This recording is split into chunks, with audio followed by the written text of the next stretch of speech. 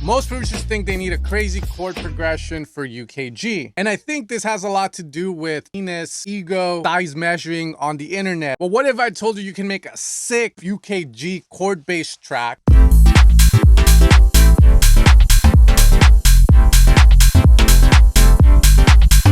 with just one chord progression and optimized bass line and finesse? You can sound pro like MPH. So for the system I'm about to teach you, you first want to start off with the bass. Step one is going to be to nail your bass rhythm. From there, I'm going to do a progression.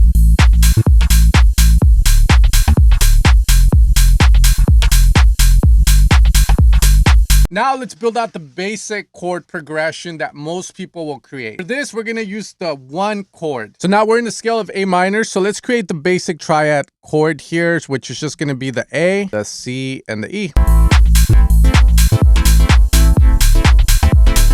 But from here, we can extend it out further and add the G in there to create a A minor 7th chord. You're gonna grab this E and you're gonna extend the chord out one more to get a 7th, A minor 7th. But the key thing is you can keep doing this, right? And you can keep making this sound different. Look, we're gonna add the B now. And I could keep going until eventually I have A minor 69th chord or something. Doing this, I'm counting 2 notes up the scale, which I've set up here, A minor scale, and I'm just going 1, 2, 1, 2, that's all. And you can see that it starts to sound more modern, and I can keep adding more and more notes. You can play this chord out and it's dope, but how do I keep it interesting? Well, according to the Secret Production Manual, you can change the voicing of the chords by doing inversions. Here, inversions, just grab some of those top notes and shift them down. Or the key thing you want to note is that the bottom note is going to change, which is going to change the feeling of the chord while still being on the same chord. That's a little too high up, right? So it's like, cool, I like the idea of that, but why don't we go down all the way here?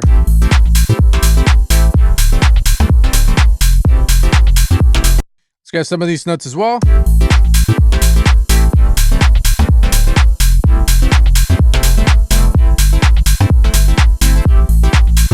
At some point in the chord, this is where I would say allow yourself to experiment and grab some of the notes, shift them up, shift them down in the scale. Maybe shift them to notes that are not part of the scale and see if you can find delicious notes. Don't be scared to grab some of these notes and just move them around, you know, like... Ooh! Maybe what I need to do is grab this and go down. There it is, there it is. So one more time, we went from this. But since you guys are evil fam, now you know how to turn that into something that sounds more expensive.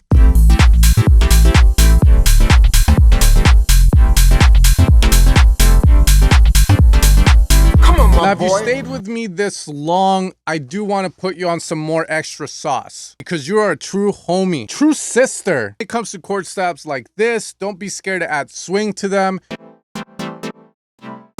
The other thing too is the length of the notes matter a lot. Don't make the mistake of being a monotone individual.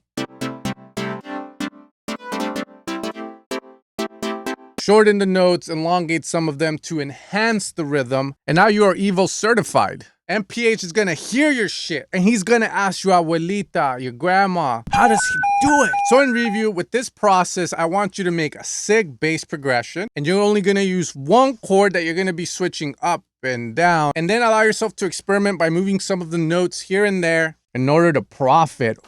So if you're gonna be making some UKG, you're in the need for some sick sounds. I did make Omen a UKG pack, my contribution to the UKG world, where I studied the music relentlessly to create a pack that brings life to your life. Now that our date is coming to an end, make sure to check out this video to continue your knowledge forward, because making bass lines can also be a lot of fun in UKG, and I know you're gonna kill it. Ooh, let's go.